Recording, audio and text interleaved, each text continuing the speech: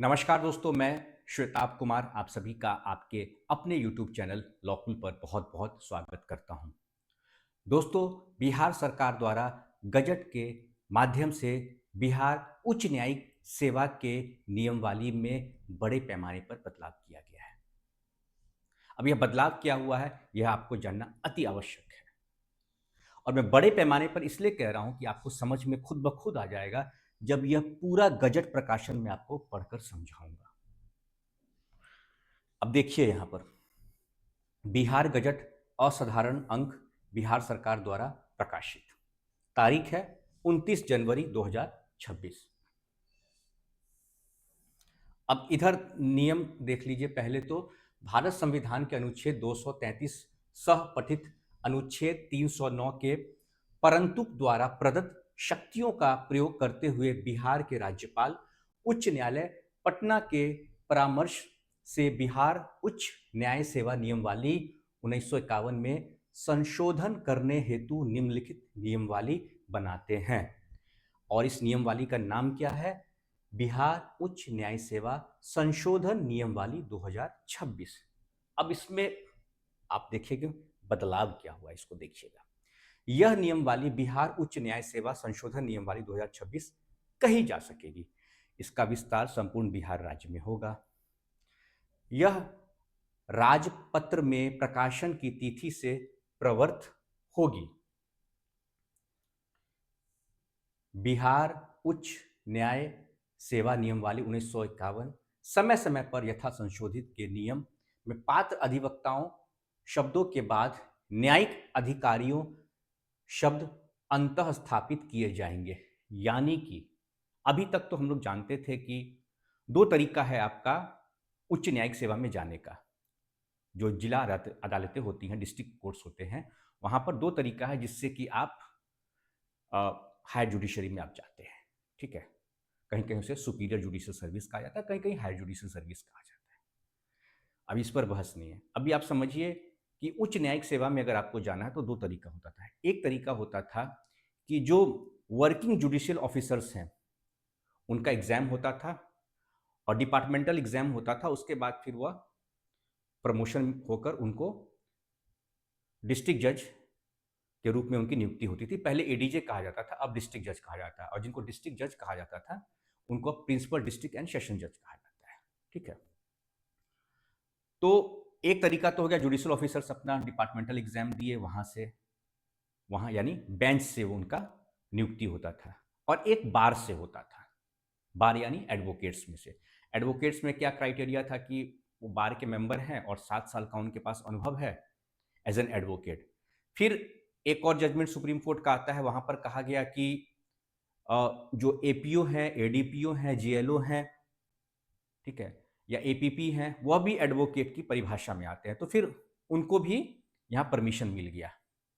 ठीक है, अभियोजन पदाधिकारी उनको भी मिल गया। अब क्या हुआ है कि अब जो वैकेंसी आएगी उसमें जो आपके जुडिशियल ऑफिसर्स हैं वो भी एलिजिबल हैं।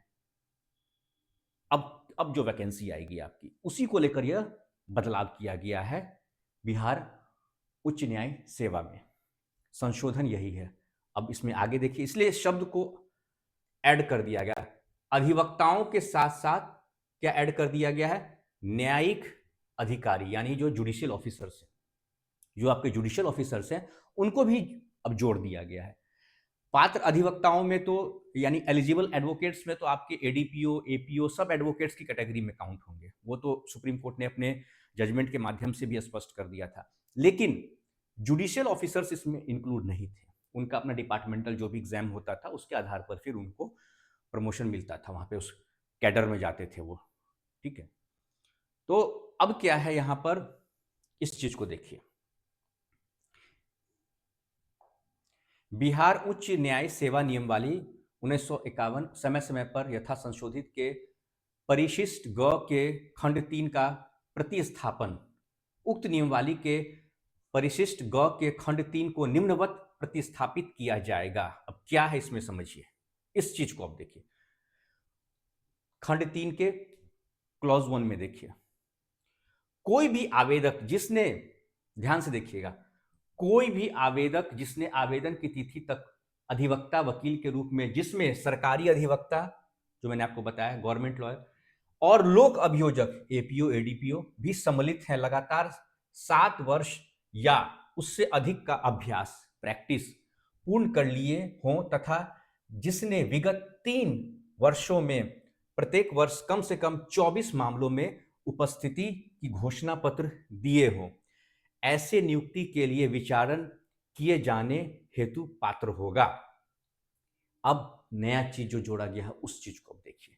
न्यायिक अधिकारी जिन्होंने अधीनस्थ न्यायिक सेवा, वही सिविल जज जूनियर डिवीजन, अधीनस्थ न्यायिक सेवा में भर्ती होने से पूर्व आवेदन की तिथि तक अधिवक्ता वकील के रूप में, जिसमें सरकारी अधिवक्ता और लोक अभियोजक भी सम्मिलित हैं, लगातार 7 वर्ष या उससे अधिक का अभ्यास प्रैक्टिस पूर्ण कर लिए हों, वो भी ऐसे पद पर विचारण एवं नियुक्त किए जाने हेतु पात्र होंगे। ठीक, ये बातें समझ में आ गई। फिर और आगे देखिए, वह व्यक्ति जो न्यायिक सेवा में रहा हो या वर्तमान में न्यायिक सेवा में हो तथा जिसके पास आवेदन की तिथि तक अधिवक्ता या न्यायिक अधिकारी के रूप में लगातार 7 वर्ष या उससे अधिक का संयुक्त अनुभव हो।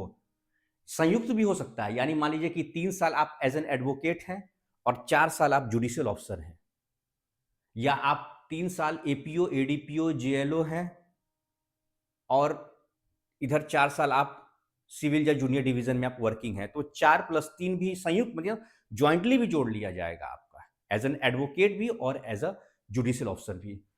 तो वैसी स्थिति में भी क्या होंगे, वह भी संविधान के अनुच्छेद 233 के अंतर्गत पद हेतु विचारण एवं नियुक्ति के लिए पात्र होगा।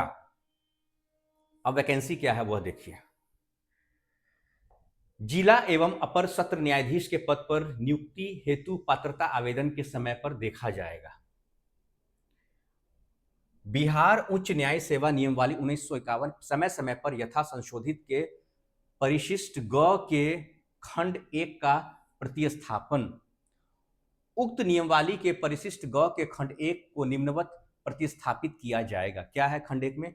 आवेदन की तिथि को, ध्यान से देखिएगा, आवेदन की तिथि को आवेदक की आयु निश्चित रूप से 35 वर्ष होगी एवं 50 वर्ष से कम होगी। ठीक है, यही सारी बातें हैं। इंग्लिश में भी वही बात, उसी बात को इंग्लिश में भी लिख दिया गया है। In exercise of the powers conferred by article 233 of the Constitution of India, read with proviso to Article 309, the Governor of Bihar, in consultation with the High Court of Judicature at Patna, is pleased to make the following amendment in the Bihar Superior Judicial Service Rules 1951। है क्या? वही सारी बातें कही गई हैं यहाँ पर भी कि it shall extend to the whole of state of Bihar. Rule का नाम क्या है? Superior judicial service amendment rule 2026। अब इसमें बदलाव जो है वही वाली बात है। एलिजिबल एडवोकेट्स में क्या जोड़ दिया गया है? जुडिशियल ऑफिसर आपका जोड़ दिया गया है।